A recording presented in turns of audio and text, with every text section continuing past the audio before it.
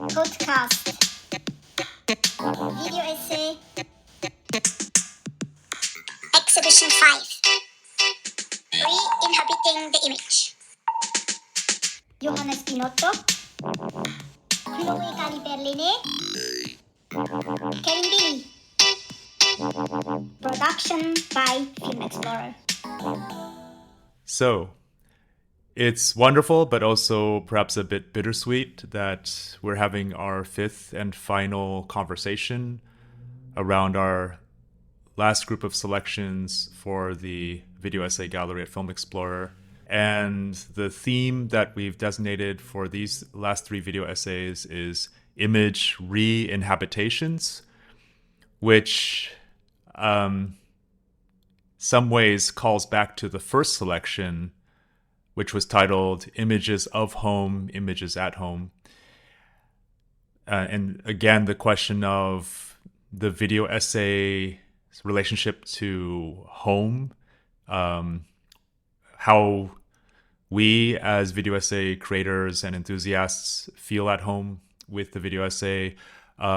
What is the home of the video essay? Where can it be found? In that the three works, to me, all reflect a simultaneous absence and presence, but at the same time are offering a really wonderful and varied and exciting set of strategies and creative approaches to describing, identifying, and making sense of how one relates to a sense of place or placelessness through moving images.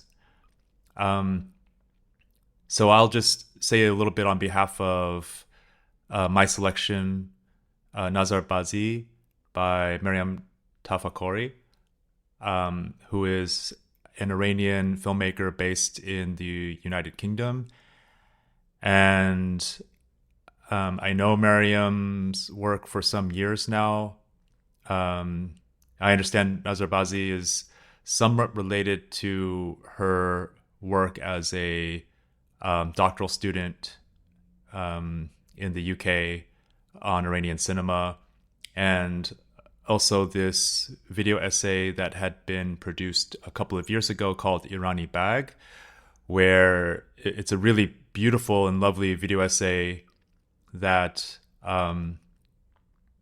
shows the politics of touch or not touching in Iranian cinema, how Iranian filmmakers have had to deal with the prohibition against showing men and women touching in any way on screen. It's an ingenious video essay that pays tribute to how filmmakers have been able to create feelings of tactility just without literally having characters touch each other. And Nazar Bazi takes that and expands into a much more complex set of dimensions and considerations.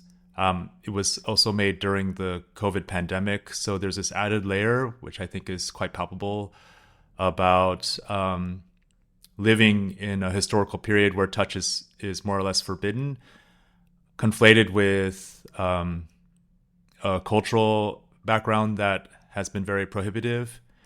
And here I can't help but want to acknowledge that what's going on as of this recording in Iran is really challenging, disrupting. I feel very seen by what you said about Maryam's film. Also, how you introduced this selection. It is also striking to me that in fact, you picking the film by Maryam, it would have been a film that I would have wanted to pick, and it was kind of great to see that you already picked it. So I also like the fact that the three of us, we seem even to kind of to hand films over to each other, so that I think this whole exhibition series has been also like a process of getting in touch, because you mentioned kind of like also the topic of like touching as actually the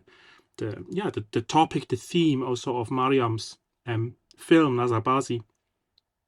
And that is definitely also something that struck me, or that touched me, in regard to Elisabeth Brun's film Three Times Shapes of Home, a film that came to me in a kind of like in a sort of like detoured way, because I only late realized that actually it was being shown in film festivals. I came across it in the context of video essays that it was published in a journal called Screenworks. And I just had kind of like the feeling it is Elisabeth Brun, filmmaker, researcher, artist.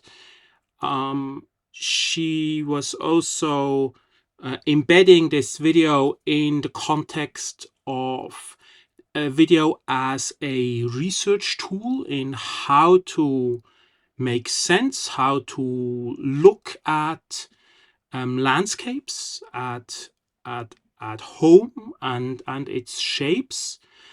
And it definitely has all these merits, but what struck me so much is it was the fact that I rarely had this experience of seeing images which I felt like viscerally that they touched me. So it made me think about that the camera is perhaps not so much necessarily an optical device, but a device of touch. The feeling that like the lens or the image can literally like touch the things that it captures, but also can touch me when watching it.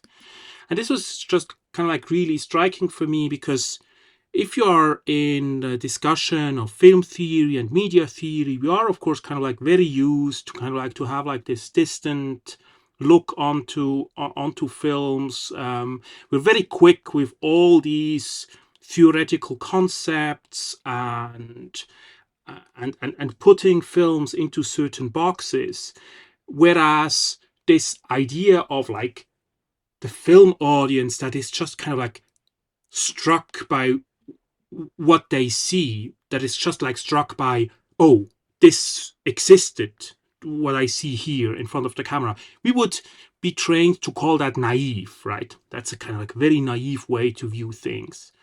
But with this film by Elisabeth, this was exactly what happened to me. That I just thought, wow, the water that she films, this really exists. The animals that I see, this really exists.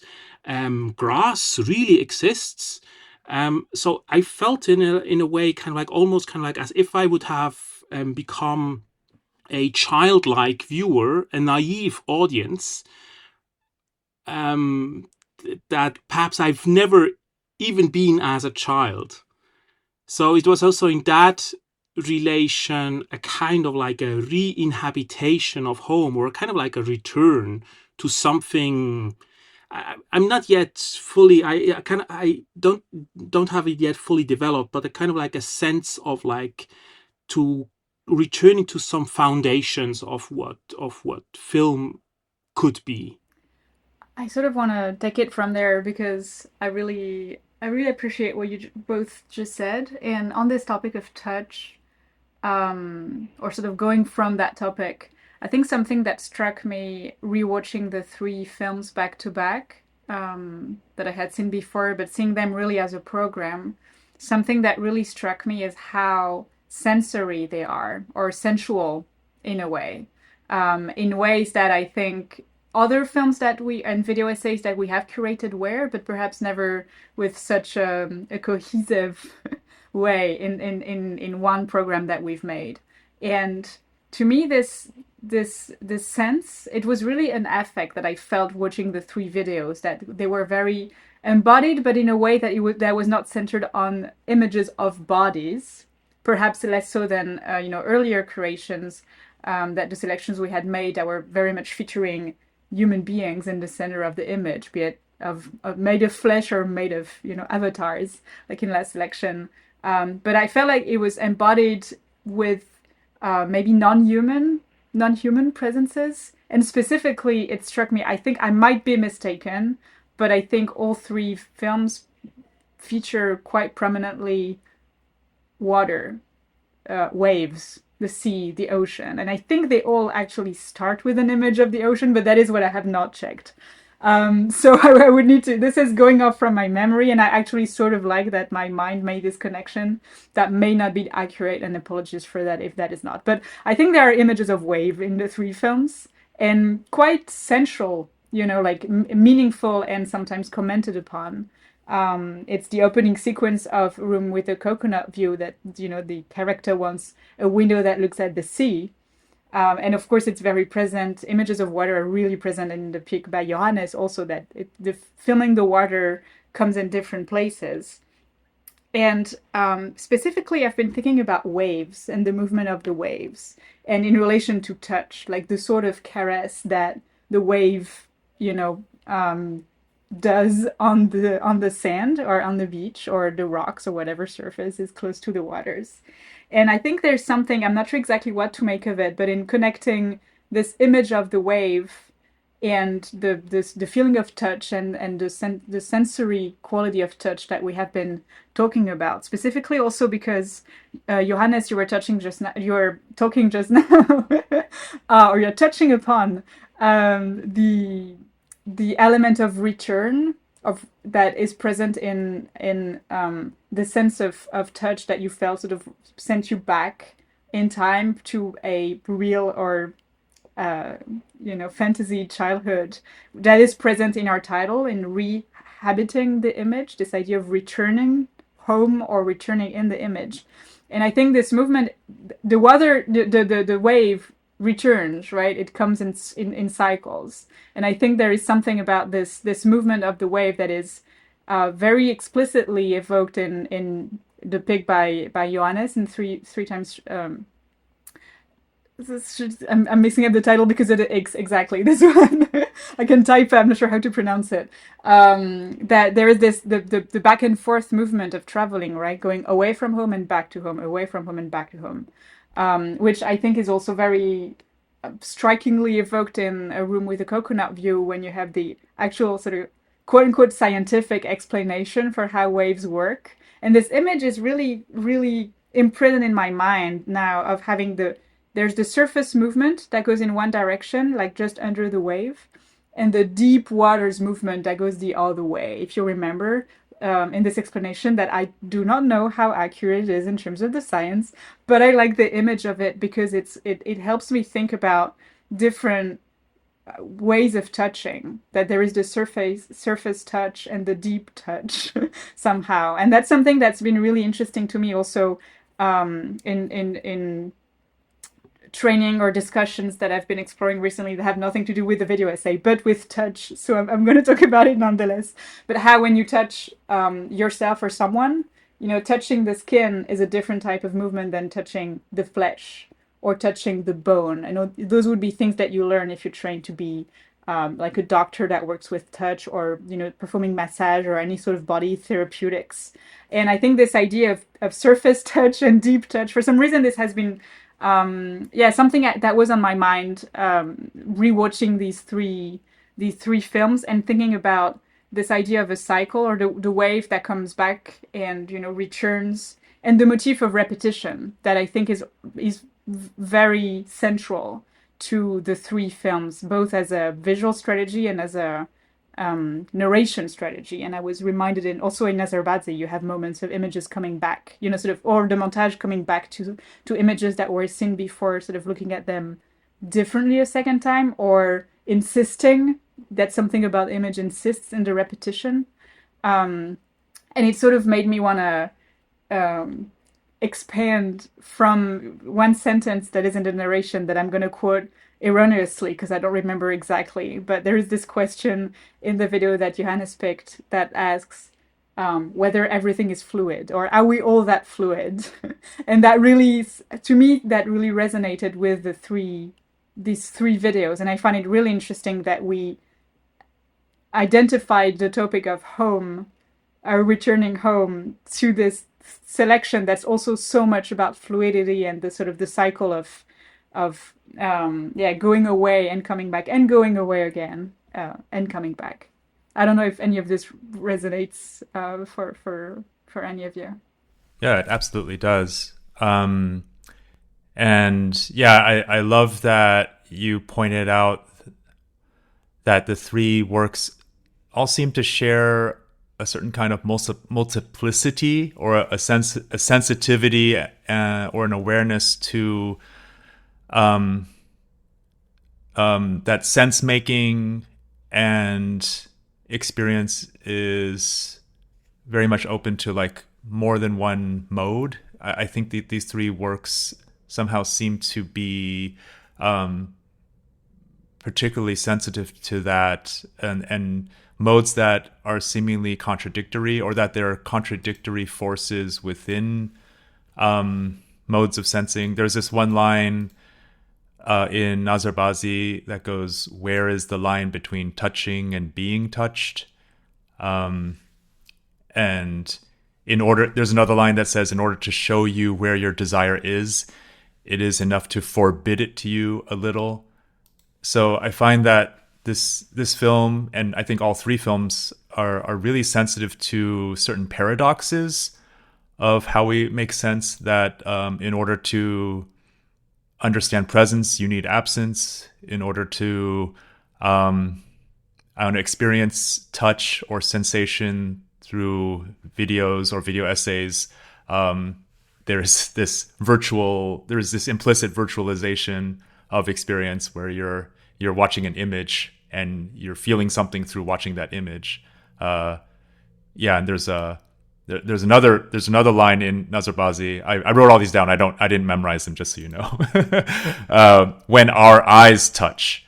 So it's, so again, this, I don't know if synesthesia is the right term, but, and to that point, Chloe, you really, and both of you, Chloe and Johannes, you brought out all these different sensory dimensions.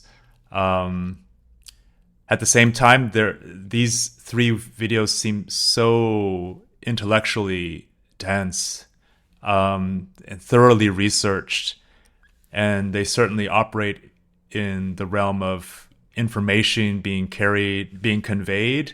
I think Room with the Coconut View, for example, it's structured as something like a conversation between, I think the characters are supposed to be AIs or chatbots or something who are talking to each other. One is a foreign tourist AI chatbot, and the other is a Thai chatbot. And their information, especially the tour guide, is based on a database form of knowledge. Like there's this opening sequence where the female AI tour guide is responding to a series of images on screen and saying, "Oh, this is that," and it's spoken like how an AI would be programmed to recognize images, like a CAPTCHA.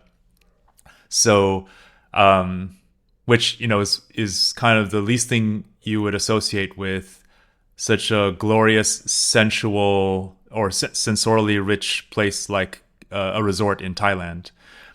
But and I think this video by Tulapop is incredibly sensitive to the contradictions of Thailand as a place that is, for him, very much a real place. It's home for him, but at the same time operates within the global tourism market as a destination, as a product to be consumed, and very much done so through images that operate in, on the internet and through online media, as forms of data and knowledge to be consumed, so as to facilitate further consumption in the tourism industry.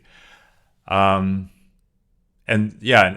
thinking about the work by Elisabeth Brun, Johannes, I noticed that this video, when you had proposed it, I looked it up and I found that it was situated on the Screenworks film. I think it's a film journal, an online film journal. And if you find it on that website, you'll find this research statement that accompanies the video, as well as 2 peer review statements. So I guess it's an academic work to some degree, but it's also one that's won awards at film festivals. So you may have more knowledge about this than I do, Johannes. Not really. I just find it, of course, also kind of like interesting, these like that all these pieces also seem to be located in a in-between realm, or rather, this would kind of like link also to you two pointing out these paradoxes, kind of like being at least at 2 points at the same time constantly. Also, what you just said, it made me think about, I mean, in particular, in regard to A Room with a Coconut View, this paradox of concreteness and abstraction, that something can be at the same time so sensory concrete that we don't even consider it anymore as something that we see and have kind of like to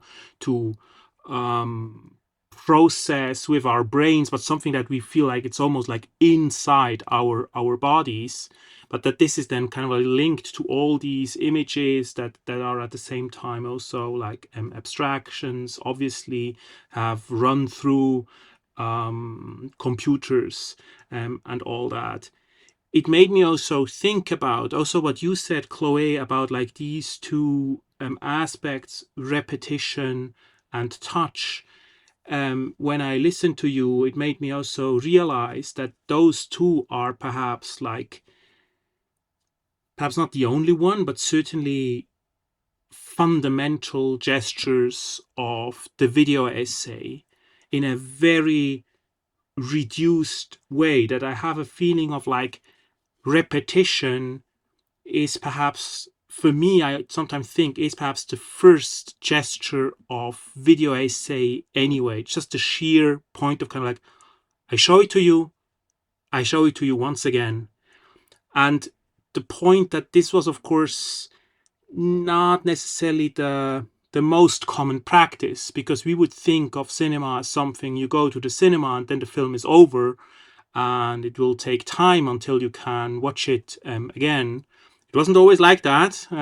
There were other times in cinemas where you could actually watch things in loop, but that this is kind of like very much like a fundamental video essayistic gesture. I'm thinking here also of kind of like these early experiments of Alain Bergala, of kind of like just showing the same sequence over and over and over again, just to make us realize that actually there's something inexhaustible about the image. So just the sheer practice of, the sheer gesture of repetition seems for me kind of like highly video essayistic. And the other aspect of touch, and I also mean this in a very literal sense, that video essay practice was dependent on the fact that we could get hold of these images that we work with. And of course, we get hold of these images now mostly in a digital form. We do not necessarily have like a film copy on our table that we can work with, but it's still this idea. We actually have to grasp the material so that we can work with it. So I think in that regard, all these 3 films also, they seem to kind of like to return to kind of like very fundamental gestures of kind of like reflexive filmmaking, or of video essayism, but at the same time, they also point, for me, very strongly into kind of like a future, that this is kind of like still, that there's, in these practices, there's still kind of like the potential that you have a feeling that also cinema gets reinvented. And I find that in Maryam's film Nazabazi particularly striking, this, how literally kind of like old material that is already kind of like that developed under situations of censorship, of impossibilities to certain things, how she manages that this becomes even more revolutionary than what could have been filmed before the revolution before the cultural revolution in Iran. The feeling that these images, and this has of course also to do with how she uses the soundtrack, they seem to burst with electricity. You feel like it's constantly touching me and my body, and not just kind of like with a hand, but it's kind of like an overall experience. There are 2 points that I could follow up on that were really interesting to me. First, to the thing you both talked about, this paradox or the tension between the sensory and the intellectual element in the 3 videos, and specifically in A Room with a Coconut View, with the abstractedness of the AI speech, and how the film nonetheless produces this sensory element. This is great because it gives me an opportunity to talk about why I picked that film. A, because I love it, but also B, in the specific context for this curation, because the 5 videos that I curated for the gallery were, I was interested in the theme of fatigue, exhaustion, relaxation, and the images that help and prevent relaxation and sleep, and maybe the images of sleep and dreams, or that can be produced through relaxation and sleep. And somehow this has been the through line of the 5 films. At least for me, they were connected through that through line.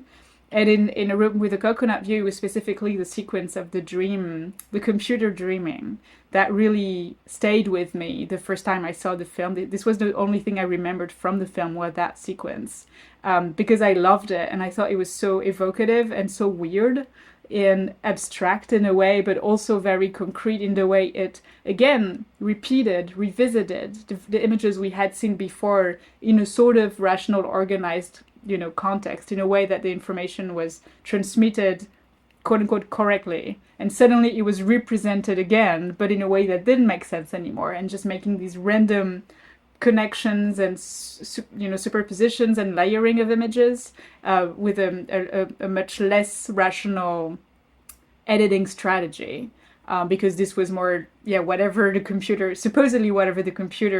could have produced in terms of meaning, in a logic that would be the logic of the dream. And I think to me that is the sequence where perhaps this connection between the abstractedness of rational language, or binary language if you want to think in terms of a computer, and the sensory embodied sensual dimension of the logic of the dream sort of collide in a way that I was really exhilarated about when I first saw it. And I think there's something in that sequence that sort of ideally encapsulated that I think can actually be found in other sequences from that film, but also in the 2 films that you had picked for today's selection.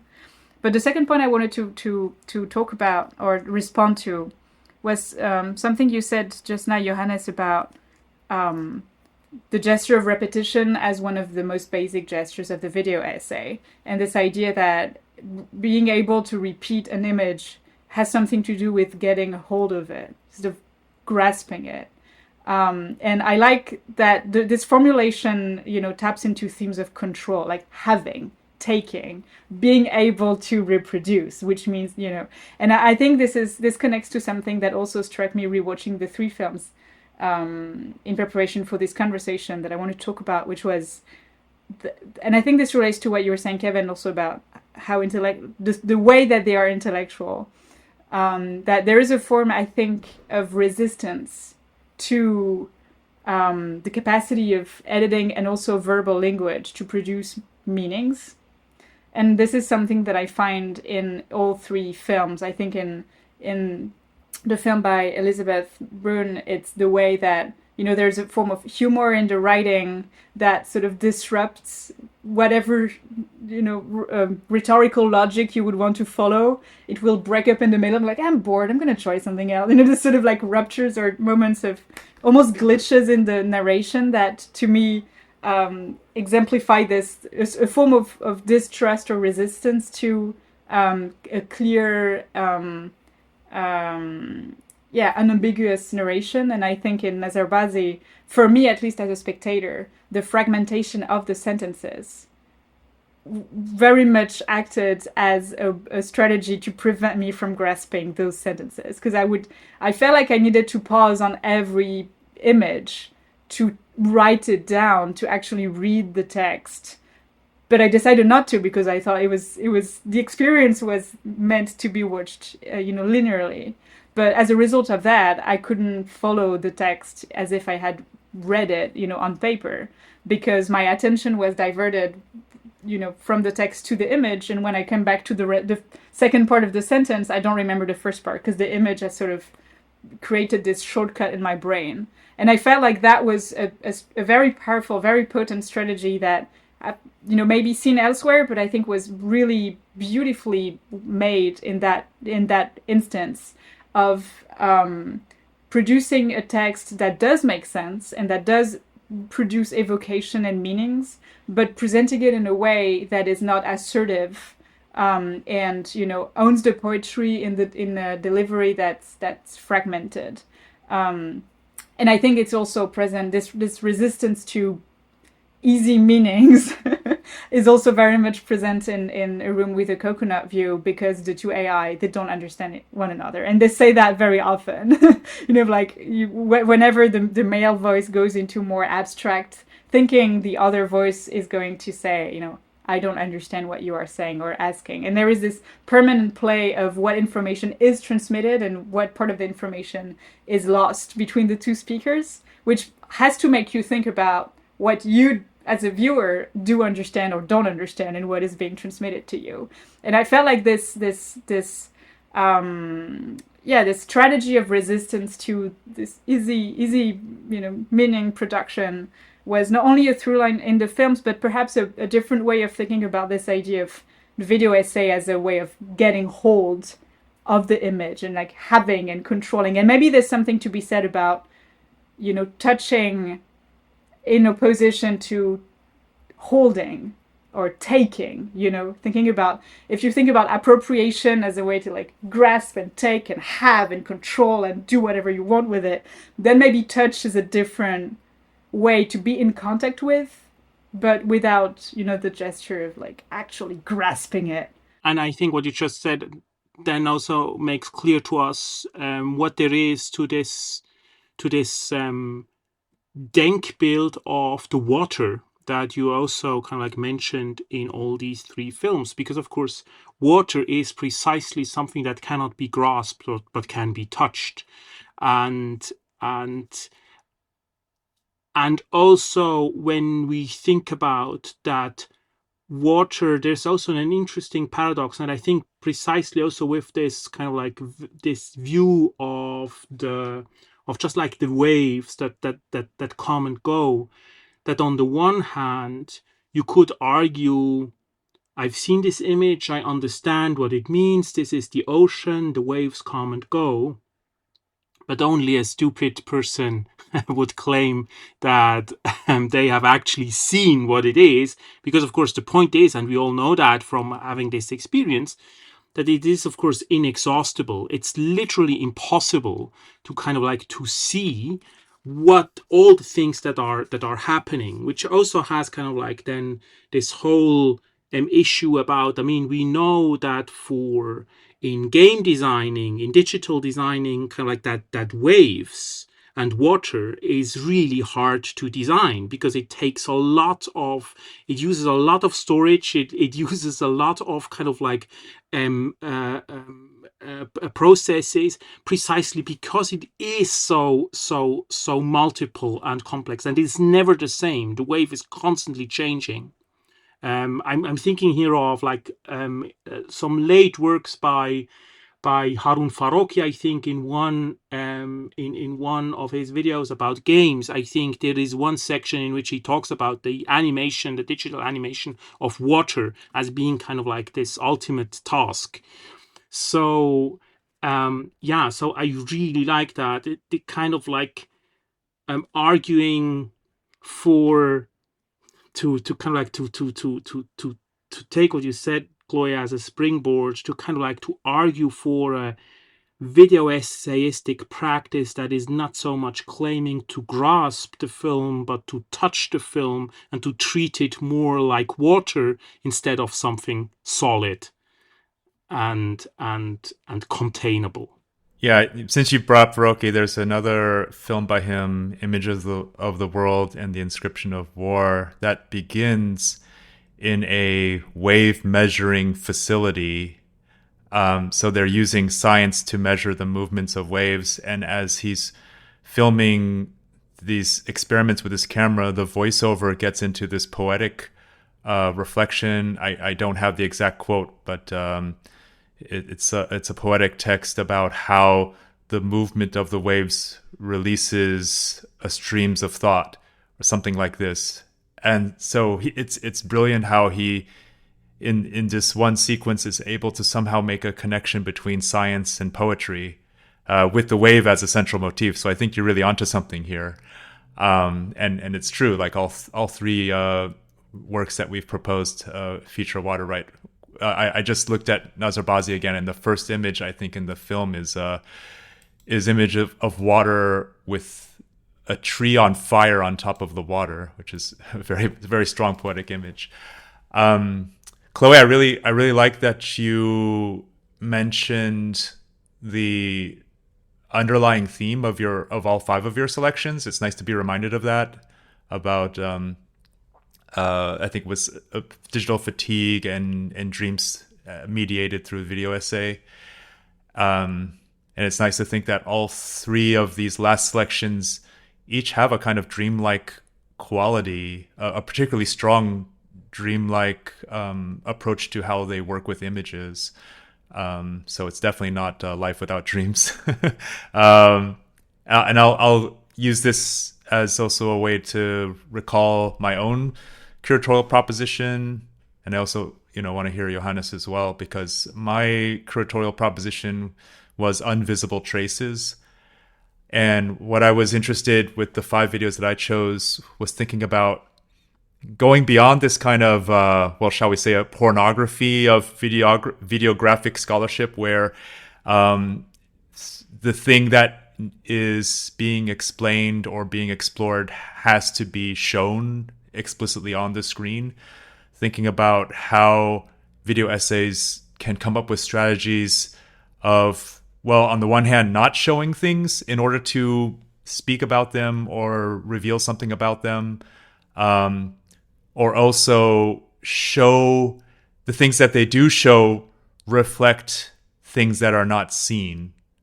So in the case of Nazarbazi, we see images of people not touching as a way of exposing this underlying censorship policy and the political situation that enforced it.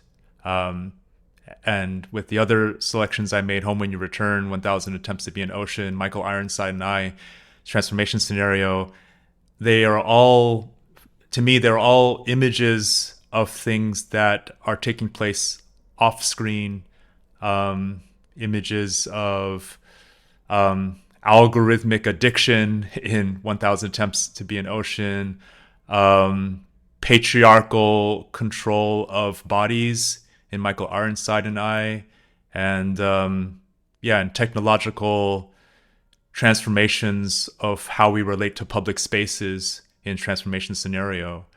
But at the same time, it's also been interesting to see how the other works that both of you have proposed also fit this theme that's been my primary concern, especially in both Room with the Coconut View and 3 Times Shapes of Home. But Johannes, I'd love to hear more about kind of like what themes were driving your selections and how did it evolve over time like waves?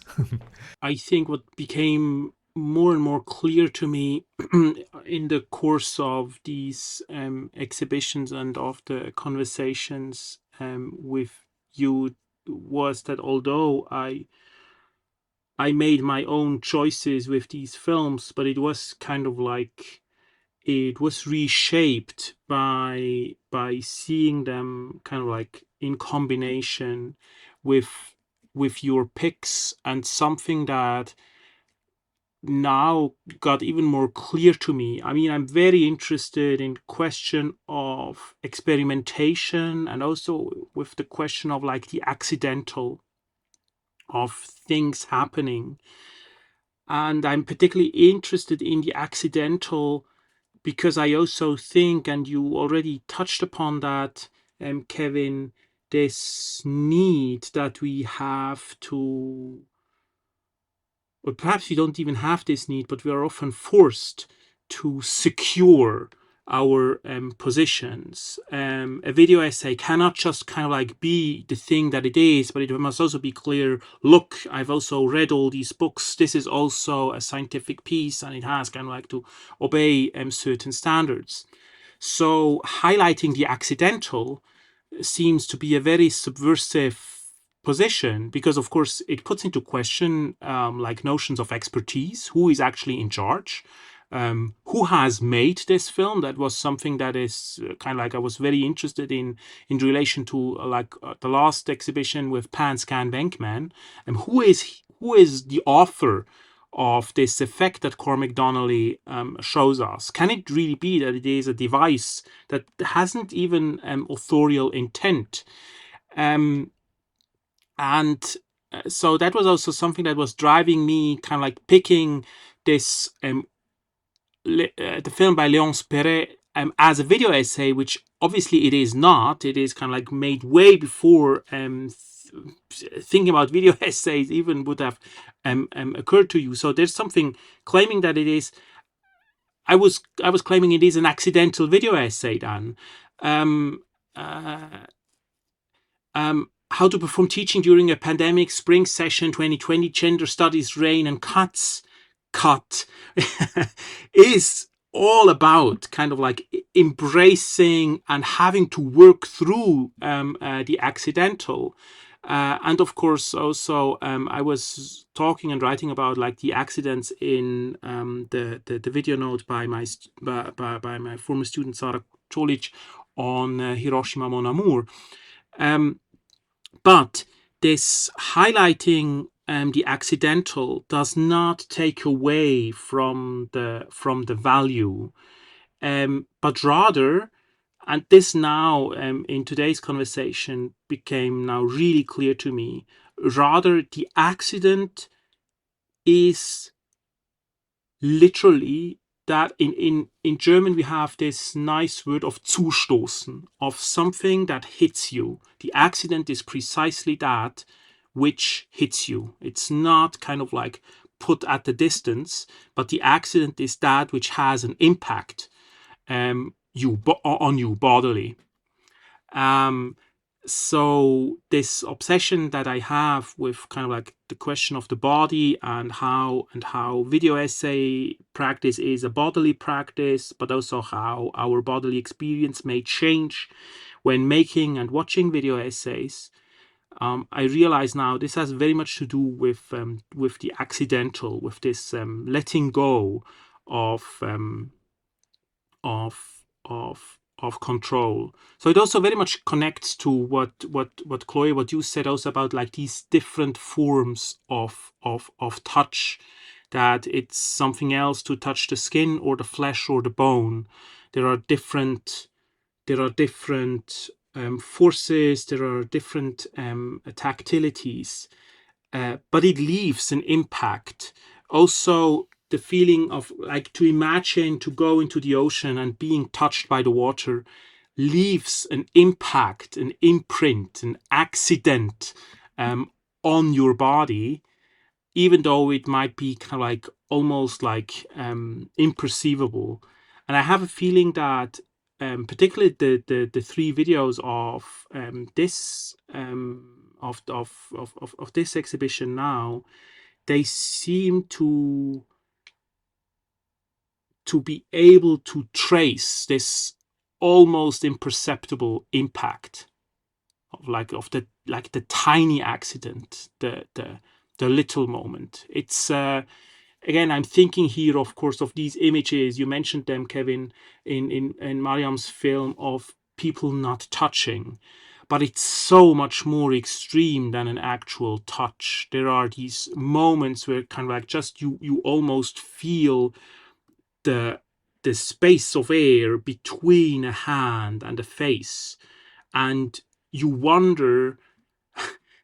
I wonder if it would be kind of like possible to physically measure the impact that the movement of the hand in the air, because the air is then a little bit compressed, it would leave us an imperceptible imprint on the face of the other person. And I just think video essays, but perhaps film in general, can be like a medium to make this imperceptible accident at least perceivable, not graspable, but perceivable. Listening to the two of you now talk about your general themes and approaches and interests for your curation, and sort of thinking about what, I don't want to say portrait, but maybe what images or, thoughts have been produced over the course of these months, making and discussing this gallery together. Something that struck me just now listening to the two of you is how, both in the themes and in the forms, and I think this is related, there is something to be said, I think, about how fragile the gestures that we've been, curating and discussing have been, and the theme of fragility as a through line, perhaps. Because listening to you, Johannes, just now talk about the accident really made me, I just sort of made me feel almost how this idea of the accident, even the small one, the small thing that happens, right? The brush of air when someone approaches to touch you, like how that is in itself, it speaks to a very, possibly small gesture, but also invites you to reflect on how sensitive or sensible you are to that. I'm mixing sensitive and sensible all the time in English, I'm not sure, but how receptive, or, and the fact that you can be affected by such a small gesture, sends you back to thinking about your own fragility. And how, the theme of the accident being, a way to, I think when I connect this with the video essay, it really acts as a reminder for me in thinking about how fragile a practice it is in every way, both the fact that a lot of the editing gestures that we will try and, try out in our editing timeline, they tend to be very tentative, precisely, very not definitive, or like trying out something may or may not produce something that makes sense. But there's also something inherently fragile in the infrastructures in which these videos are produced, even the ones that are very, circulated and awarded, like the three we're discussing today. We're still very, talking about very fragile works in a lot of ways, in the vulnerability that they display, and in the not so important support that they receive from institutions, be it, production or distribution infrastructures. And of course, they are still, we didn't talk about that much because that was not a topic, but they are still very fragile works with regards to copyright, issues, and the possibility of these works, staying in circulation, not just having existed, but remaining available, is not something that we can take for granted. And I think it's been a topic for a number of us makers, to maybe videos that we've shown widely or closely, in the past years. We are now realizing that the conditions for their circulation have changed over time, and some things that, could be seen cannot be presented anymore. And I mean, that there is something fragile about even the existence of these videos when you think about them in the long run. And I just thought about how also the themes that you were exploring, Kevin, this idea of what is absent from the image is also somehow tied, at least to me, resonates with this idea of a fragile gesture, or that's both about, yeah, what is fragile in the gesture of making an image of something abstract or something that cannot be filmed, but also, again, reminding the viewer of the fragility of their position when faced with such absent images in a way. And I think I'm also thinking about this because it was very present on my mind, thinking about my theme of sleep, because that is one of the most fragile states, something I've been, writing about in my introductions to certain of the films. Like, this is such a state of vulnerability that even the smallest accident, to get back to Johannes' theme, will disrupt and break the state of relaxation that maybe you would have, been able to access. So I don't know. I just wanted to maybe create a loose link between some of these, or yet another path to circulate among the 15 videos we've curated for the gallery, and thinking about the fragility both as a theme and as an really important, I think, aspect of our shared practice of the video essay. Yeah, the fragility, and it's definitely not just a theme. It's a practical reality when it comes to the circulation of these films, both on Video Essay Gallery and beyond. Because I'm now aware that none of my 5 selections will be available online, as far as I know. They were all password protected, or they're all represented by galleries or distributors. Whereas Johannes's 5 selections are all available on YouTube. And so actually Giuseppe and Ruth, we could probably embed the videos back into the Video Essay Gallery from where they're found elsewhere on the internet. And Chloe, I think you're about 50-50. So, so yeah, and it definitely raises questions about how much of what the availability and visibility of these works relates to questions of fragility, within the films themselves. Yeah, but it is really funny that like my theme of invisible traces has the 5 films that will be invisible on the Video Essay Gallery. But also connecting this to the theme of touch, because thinking about how these video essays touch and what kind of impact they may have going forward.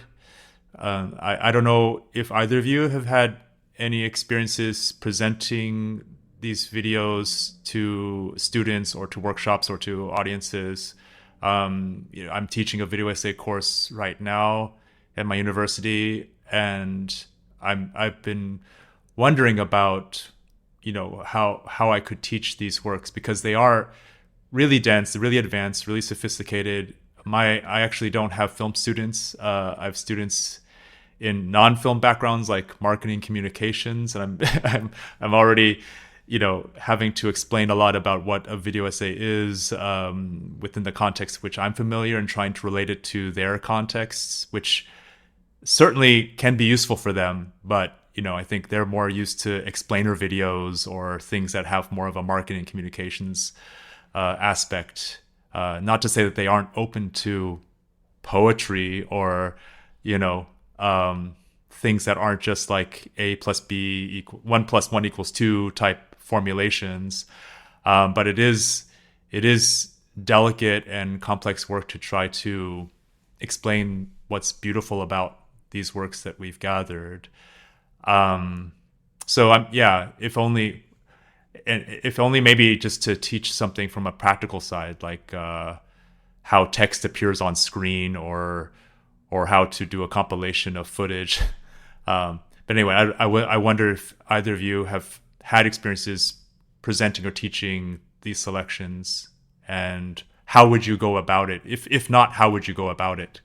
I mean, speaking to that, and also picking up on the notion of fragility as proposed by Chloe, I was just kind of like recently rereading Jack Halberstam's book, The Queer Art of Failure, and there's kind of like trying to make an argument for failure, for the provisional, and pointing out how that is actually also something political. I mean, Jack points out how queer people have been particularly good at failing, in the sense of like failing to kind of like to conform to certain rules, failing to be kind of like put into the according box, and making a point also about that perhaps, since we see how actually the right way to do it, the capitalist system as it functions, the longer that we see that it actually does not function, that it kind of like, that this really fails, that perhaps failure could be kind of like a better strategy, or that just kind of like to go away from a certain understanding of what like correct use is. So coming to the question of like how to teach, and this is really, and also how to teach these videos and what can we learn from them. I experience with students that there is nothing they are more afraid of than failing. It's always this anxiety of what I do is not good enough. They make, sometimes I have students, they make these really interesting things. Like I had the case with this video note by Sarah on Hiroshima Mon Amour. And then they're not sure, is this something worth? Because, oh, this happened really fast. Oh, this was all an accident. This wasn't really planned. All that. And sometimes I wonder, am I doing the idea of education a bad service by trying to enhance those experiences, by telling them, no, this is really interesting what you did here. Will this become something that they think, I don't need to learn anything? That's not my understanding. My idea is that I hope we can learn something else, because I do question more and more the way that we normally understand education. Again, as a kind of like this idea, you learn certain skills, and then when you have these skills, then you will be able to make your living and all that. But we are experiencing how this no longer works, right? You have all these skilled people, but they cannot make money out of that still. So something is wrong with this idea. So it is a challenge to kind of like to show videos like these that are perhaps not graspable, and also deliberately do not give you the feeling that you grasp what they are about. Also to teach the videos that seem to students sometimes as failures, in the sense of kind of like, well, but that is not a proper video essay, or but the argument is not properly followed. There is a break in between, or they're even surprised when I kind of like present a film to them, and I would claim, look, I'm not even particularly fond of the whole film, but there are these and that moments that are really important for me. They think, well, but shouldn't it be kind of like either it's a masterpiece or it's nothing worth. It's all kind of like I'm often experiencing these kind of like this want for very clear definitions and clear tasks and skills, and also the institution asks me of that. They want to know what are the skills that the students will have learned afterwards. But I'm very doubtful if this is actually the right path. And I realize I've been drawn to the video essay, and it's also those video essays speak to me that propose something else, not necessarily the contrary to that idea. That is still that would be too binary, but just like something else. that film could also be something else. That video essays could also be something else than what you first thought it could be. I think it's an interesting question, and maybe a good way to wrap up this conversation, sort of concluding this ongoing conversation, because it taps into the question of what is this, selection good for, or what could it become in the future? So I like that it's sort of opening these questions. But more to answer the question more specifically, I haven't been in a situation where I would teach these videos yet. I absolutely would teach any of them, I think. I would perhaps feel more comfortable teaching the ones that I've written about and that I've engaged more. But I wouldn't think that any of these videos is unteachable. I think the way that I would, based on the little experience I've had teaching video essays and in the past, it's been my experience that when I perform my actual authentic excitement for a video, some students will respond to that. Maybe not all, and that's fine. And I always say that it's fine as well. Like that, if they don't get excited, they should say that and still participate in the debate, and that's legit. But, because all of these videos are very honestly videos that I admire. And, in each of them, there's something that I would want to defend and be like, look, this is not, and I would even say, I appreciate what you just said, Johannes, about failure and the possibility, or the, embracing the failure as a creative practice. But to me, they are all successes, and they're just brilliant in achieving something. And I think my task as a teacher would be to define what that is, what works for me, and be like, look at this. This is the challenge that I see in this video, and this is the way I think it solves it. And this is so good, and I think if I manage to explain the challenge clearly enough, then they can see the video as the resolution of that challenge, and that provides a context. And I will also say that I think a number of these videos, tap into themes that are relevant and interesting for, students in different film students, but not just film students. Like several videos touch upon gender politics and questions of censorship and propaganda, and questions related to technology and the future of technology, and the development of artificial intelligence and avatar practices, which I realize is also something that's super relevant to students who have an active social media presence and that think about avatars and parasocial relationship a lot. And a lot, even one video is literally about online teaching. So how could it be, more relevant to the experience of today's students? But then again, I think going back to a more like big picture, consideration, I think this is a good question that we can also leave our listeners with in terms of what can be done with this selection that we have now offered or, prepared for other appropriations. And I know there are already plans for showing some of these videos in a movie theater context. Maybe that's something that we can announce now, or that would be announced on Film Explorer soon, I guess. And I think this was one iteration of creating this base of 15 videos and creating, I think, many links and pathways to navigate from one to the other and going back and, moving on again to a different video. But I also want to believe that other people and listeners and people and watchers online who might have discovered some of these videos at the occasion of this gallery will also, appropriate some of the connections we've made and perhaps use it in their teaching, or perhaps use them in other contexts. And I'm just curious to see where it all goes from there. Yeah, you're right. I think this is a nice thing to wish for those listening and those who will have the chance to encounter these videos at Film Explorer Gallery and elsewhere.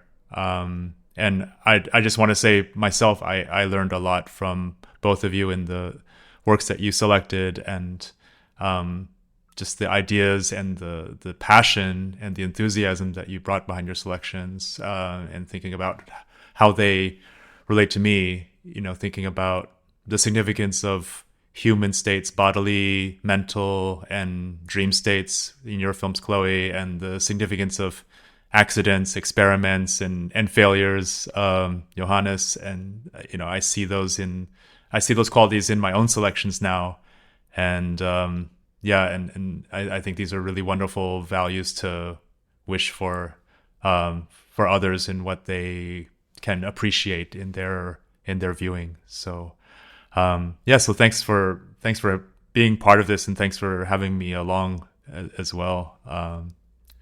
So And I guess there will be other events in the future. I guess Film Explorer will announce them to our listeners and to audiences. So thanks, everyone. Podcast. Video essay. Production by Film Explorer.